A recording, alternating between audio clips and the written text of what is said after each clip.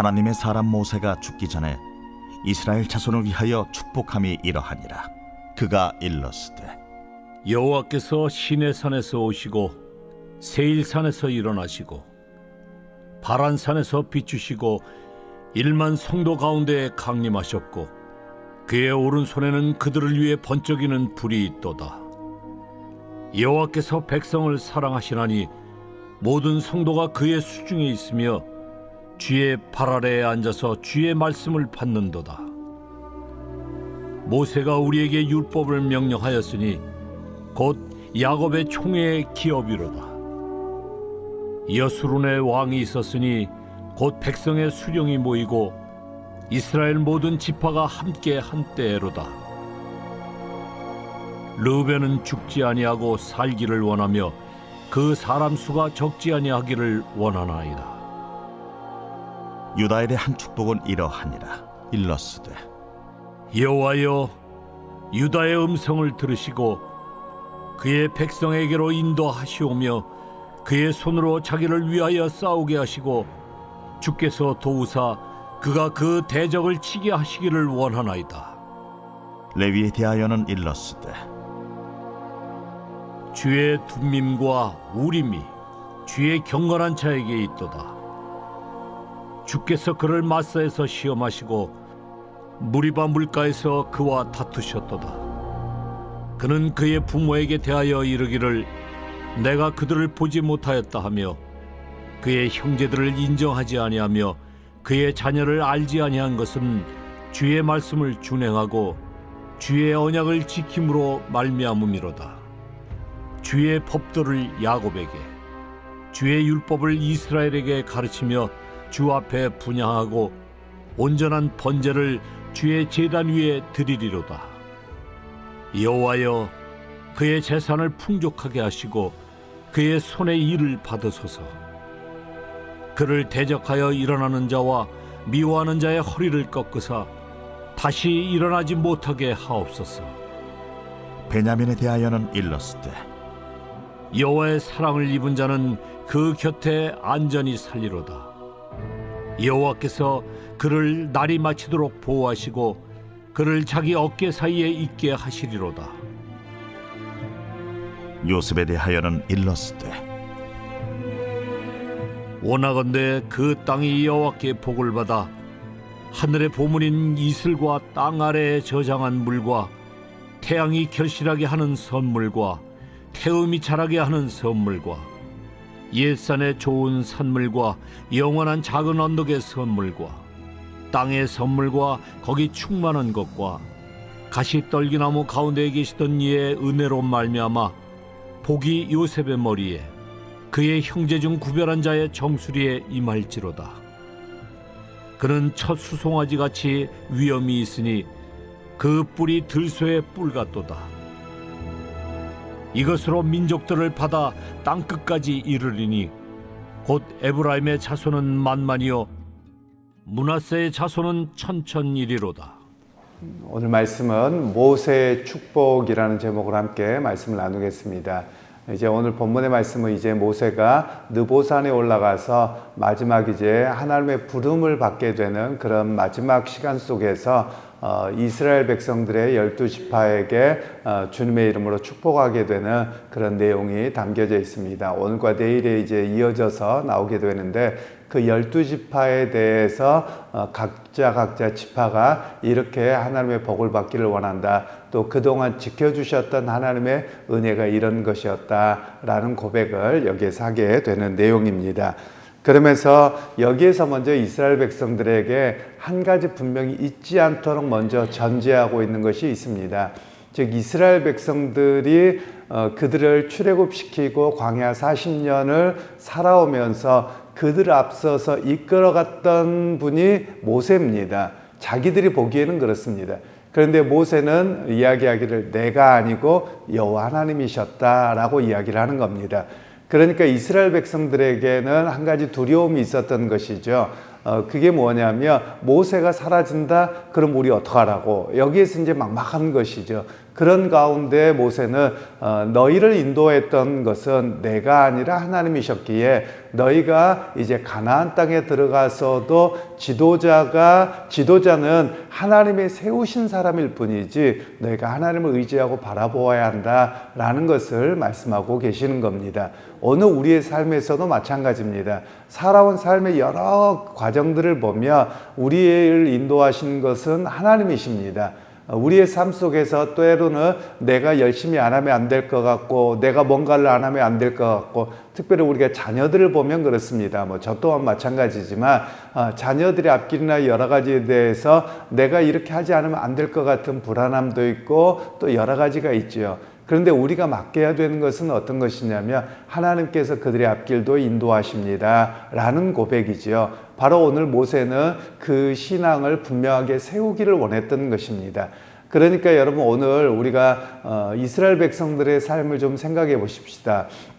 그들이 광야의 출애굽의 시간과 광야의 시간들을 보면 눈앞이 하나도 안 보입니다. 그리고 어디로 가야 될지, 무엇을 먹어야 될지, 어떤 인생을 살아가야 될지 전혀 알지 못할 때 다 모두가 모세만 쳐다봤습니다. 물이 안 나올 때 모세를 쳐다봤고 모세에게 불평을 하며 모세가 했습니다. 물론 또 출애굽할 때도 보면 앞에 홍해바다가 가로막혀 있을 때 모세를 원망합니다. 모세만 바라봅니다. 그럼 모세가 자기가 가지고 있는 지팡이로 치며 홍해바다가 갈라졌습니다. 그리고 그들이 먹을 게 없다고 아우성 칠 때 모세가 기도하며 만나가 내렸고 메추라기가 내렸습니다. 그러니까 이스라엘 백성들에게는 모세밖에 안 보였거든요. 그런데 모세는 다시 한번 이야기하기를 내가 아니라 여호와 하나님이셨다. 이것을 분명하게 이야기하고 있는 것이죠. 그런 면에서 우리의 삶도 마찬가지입니다. 우리가 내가 열심히 산 것도 맞습니다. 그리고 내가 한 걸음 한 걸음 앞서간 것도 맞습니다. 그런데 우리의 고백은 그렇게 살아가는 과정 속에 인도하신 분이 누구십니까? 하나님이셨습니다 라는 고백입니다. 그러면서 오늘 이스라엘 백성들에게 이제 너희가 들어가서 살아가게 될 가나안 땅은 새로운 시대, 새로운 삶이요. 그리고 한 번도 살아보지 않는 삶인데 그곳에서도 여호와 하나님이 함께 하실 것입니다 라는 이야기를 하고 있는 것이죠. 여러분 오늘 우리의 삶도 마찬가지입니다. 오늘의 삶도 새로운 삶입니다. 어제의 삶을 살아왔다며 오늘의 삶도 주님이 함께 하실 것을 내가 바라봅니다. 이 고백이 바로 우리의 고백이 되어야 함을 오늘 성경에서는 말씀을 하고 있습니다.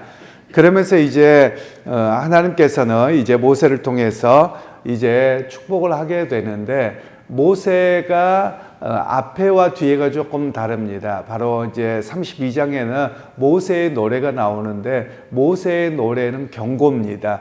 모세의 노래는 너희가 이렇게 해서 넘어졌고 너희가 계속 이렇게 가면 하나님께서 심판하신다 이런 노래를 불렀고 이제는 이 모세의 경고 이후에 너희가 하나님을 의지하고 살아가면 하나님께서 이러이러한 복을 주실 것이다 라는 이야기를 구체적으로 말씀을 하고 있습니다. 그런데 오늘 본문에서는 복의 모습은 어떠하냐? 다르다라는 겁니다. 틀린 게 아니고 다릅니다. 각 지파별로 각자에게 주신 분복이 다르다라는 것을 오늘 성경에서는 말씀을 합니다. 사실 오늘 우리 한국 사회가 조금 바뀔 필요가 있기는 합니다. 우리 한국 사회는 비교의식이 너무 큽니다. 그래서 비교의식이 크다 보니 남은 이만큼 가졌는데 나는 왜 이렇게 사느냐라고 해서 이게 온통 다 불만입니다. 그런데 여러분 성경적으로 볼 때도 지파별로 어떤 지파는 큰 복을 받고 어떤 지파는 적게 받아요. 그러면 하나님이 불의하시냐? 그렇지 않다라는 겁니다. 그럼 내가 잘못 산 것이냐? 그렇지 않습니다. 그냥 살아온 삶의 배경과 그의 형편과 여러 가지가 다른 것에 불과합니다. 그런데 우리는 그 모든 것이 다 불공평한 것이고 불만이고 이렇게 살아오는 그런 사회적 영향력이 은근하게 좀 많이 있는 것 같습니다. 그런데 오늘 우리에게 성경은 그것에 대한 수정을 좀 하고 있는 것입니다. 베냐민 지파나 레위 지파나 그리고 그 외에 많은 지파들이 각자가 복이 달라요. 그래서 어떤 지파는 복을 좀 많이 받고 어떤 지파는 뭐 이게 복이야 라고 할지 모릅니다. 그런데 여러분 성경에서 말씀하고 있는 진정한 복이 무엇인지를 알아야만 합니다. 그 진정한 복은 하나님을 알고 그 주님과 함께 동행하는 삶이 진정한 복입니다. 그리고 삶의 자리에서 그때그때 주님의 은혜를 의지하고 살아가는 것이 복이라는 겁니다. 그리고 삶의 여건들은 그 사람의 삶의 형편, 그리고 살아온 배경, 가정적인 배경 여러 가지에 따라서 다를 뿐입니다. 그러기에 여러분, 오늘 우리에게는 복에 대한 기준과 방향을 바꿔야 됨을 이야기를 합니다. 즉, 사람들은 복이라고 하는 것을 눈에 소유한 것, 소유의 개념으로 복을 자꾸 의지합니다. 그러다 보니 우리 사회가 그 소유 개념 때문에 불행하다라고 생각을 하는 것 같습니다. 그런데 성경에서는 복에 대한 이야기를 소유에 대한 개념으로 이야기하지 않고 오히려 너희가 약속의 땅에 들어가서 하나님과 동행하면서 살아가는데, 그 동행하면서 살아갈 때 어떤 사람은 요만큼 살아가고 어떠한 사람은 저렇게 살아간다, 이런 삶의 형편을 이야기하는 것입니다. 그러니까 삶의 형편이 복이 아니라 하나님과 동행하고 의지하고 은혜 가운데 살아가면서 이런 삶의 형편이 주어진 것일 뿐이다, 이렇게 우리에게 말씀하고 계시다라는 것입니다. 그러기에 여러분, 오늘 우리가 믿음 생활하면서 여러분이 가지고 있는 각자의 삶의 형편에 불만과 불평 속에 살아가는 자가 아니라 오히려 그 삶의 형편 속에서도 내가 주님을 알고 살아가는 것이 내게 복입니다, 이런 고백이 우리의 고백이 되어질 수 있기를 간절히 소원합니다. 그러면서 이제 또한 하나님은 한 가지 이야기를 하고 있는데요. 모세를 통해서 이스라엘 백성들이 살아가는 가운데 하나님 복을 주셨다고 했는데 복 가운데 고통이 없었느냐는 겁니다. 즉, 이스라엘 백성들이 살아가는 삶의 과정에 고통이 있었습니다. 우리는 복이라고 하면 많은 소유와 고통이 없는 것을 복이라고만 생각하는데, 오히려 그 고통이 있었기 때문에 하나님의 은혜를 의지했고 하나님의 도우심을 바라보았음을 또한 이야기하고 계시는 겁니다. 여러분의 삶 속에도 마찬가지일 겁니다. 이 땅에서 모든 것이 잘 되고요, 건강하고, 그리고 늙지 않고, 그리고 물질적으로 풍족하고 미래가 다 보장되어 있으면 여러분 천국 안 가고 싶을 겁니다. 그런데 여러분들 천국을 소원하시는 분들을 대체적으로 물어보면 몸이 아프든지 집안적으로 문제가 있든지 경제적으로 어렵든지 또 뭐 여러 가지 요소가 있는 분들은 다 천국 가기 원합니다, 이러시더라고요. 제가 목회를 하면서 외국에서 제가 한번 공개적으로 물어봤습니다. 여러분, 내일 주님 오셔서 천국 가기를 원하시는 분 손 들어보세요. 그랬더니 손 드시는 분들이 계세요. 손 안 드는 분들이 있고요. 대체적으로 젊은 사람들은 손을 안 들어요. 왜냐하면 아유 목사님, 그러고서 물어봤더니 하는 이야기가, 목사님 결혼도 해야 되고요, 해야 될 일이 많은데 주님 아직 오시면 안 돼요, 이렇게 이야기하는 겁니다. 그런데 좀 연세가 있는 분들 중에서도 그냥 미래를 생각하는 분들은 아직 아니라고 이야기를 하고요, 아직 이 땅에 미련이 많이 남아있는 분들은 그러시더라고요. 그런데 손든 분들한테 물어봤더니, 그리고 또 제가 가정 형편들을 알지요. 몸이 아프세요. 그리고 가정적으로 힘들어요. 또 뭐 남편이든 뭐 아내가 됐든 아프든지 여러 가지 문제가 있어요. 그런 분들 주님 빨리 오세요, 이렇게 이야기를 하더라고요. 그래서 오히려 그게 복입니다. 제가 그런 이야기를 드렸던 적이 있습니다. 왜 그러냐면 우리에게 고통과 아픔이 있기 때문에 우리에게 그 고통과 아픔과 눈물이 없는 그 나라를 사모할 마음을 주셨거든요. 그래서 주님께서 우리가 잘 아시는 산상수훈에도 보면 심령이 가난한 자는 복이 있나니 천국이 저희 것이며, 이렇게 말씀하고 계시거든요. 즉, 우리가 마음속에 세상의 것으로 가득 차 있지 않기 때문에 오히려 하나님 나라를 바라볼 수 있는 그 마음의 여지가 있음을 우리에게 말씀하고 있는 것이지요.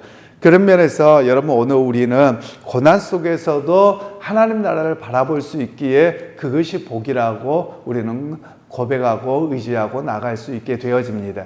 그러기에 여러분, 오늘 우리의 복에 대한 개념을 좀 바꾸시면 좋겠습니다. 삶의 터전에서 물론 물질의 복과 건강의 복이 있으면 좋겠습니다. 그런데 그것이 우리의 최종적인 목적은 아닙니다. 오히려 그것은 삶의 과정일 뿐입니다. 여러분, 한번 사람들과 대화를 나누다 보세요. 그러면 육신의 건강도 좀 있었으면 좋겠는데 어쩌면 아픈 사람은 이거저거 다 아파요. 그리고 안 아픈 사람은 하나도 안 아프더라고요. 그러고서 이렇게 이야기를 하다 보면 또 저도 TV를 이렇게 건강 프로그램이나 이런 걸 종종 보다 보면 대부분의 집안의 내력인 경우가 많습니다. 그러면 여러분 그것 자체를 가지고 불만이냐? 아니요. 그냥 그렇게 태어난 거고 그냥 그렇게 사는 겁니다. 그래서 그것 자체를 가지고 내가 큰 문제다 이렇게 볼 것은 아니고요. 오히려 내게 주신 삶의 자리에서 주님 의지하고 믿음으로 살아가는 과정이 바로 복된 인생이다 라고 오늘 우리에게 말씀하고 있는 것입니다. 그래서 여러분 오늘 우리에게는 또 한 가지를 이야기합니다. 모세는 마지막의 순간에 어떤 사람이었는가를 이야기합니다. 모세는 하나님 앞에 부름받아서 평생의 사역자로 섰습니다. 그런데 자기도 가나안 땅을 바라보았죠. 들어가기를 원했습니다. 그런데 하나님이 여기까지라고 할 때 여러분 사람들의 모습이 다르더라고요. 어떤 사람들은 여기까지 그러면 내가 거기까지 할 줄 알았는데 못한다 그러면 나 안 해. 그러고 놔버리는 사람이 있고요. 어떤 사람은 내가 여기까지임에도 불구하고 내가 거기 안에까지 못 들어가도 최선을 다합니다. 모세 같은 사람이죠. 오늘 우리에게 그런 사람이 되어야 함을 이야기합니다.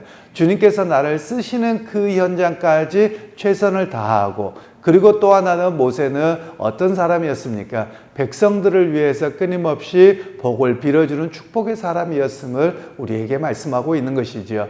그래서 여러분 오늘 우리 그리스도인들의 입술이 바뀌어야만 합니다. 우리가 주변에서 보면 제가 종종 이야기를 드렸던 것처럼 우리 한국 사회에 발달된 게 욕이라고 이야기를 드렸습니다. 사람들에서 보면 대부분의 이야기를 보면 이러더라고요. 물론 이제 욕 안 하고 좋은 말을 하는 분들도 많이 있습니다.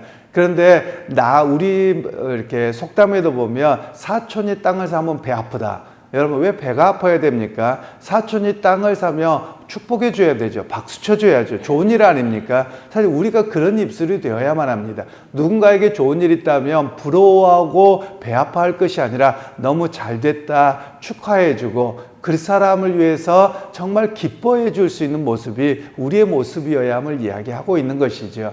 그래서 오늘 모세는 어떤 사람이었습니까? 자기는 가나안 땅에 들어가지 못함에도 불구하고 백성들을 축복하는 입술이 되었음을 오늘 우리에게 말씀하고 계시는 것이죠.